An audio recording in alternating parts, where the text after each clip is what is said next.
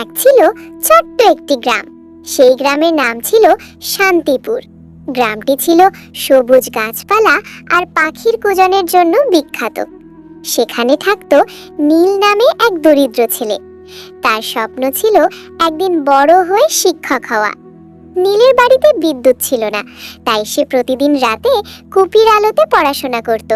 অনেক সময় বাতাসে কুপির শিখা নিভে যেত, তবুও সে হাল ছাড়ত না।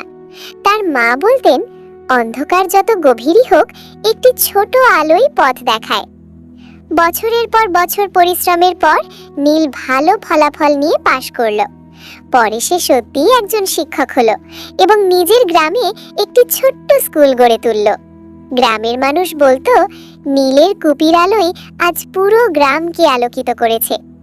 শিক্ষা, ছোট চেষ্টা আর দৃঢ় মন থাকলে স্বপ্ন একদিন সত্যি হয়।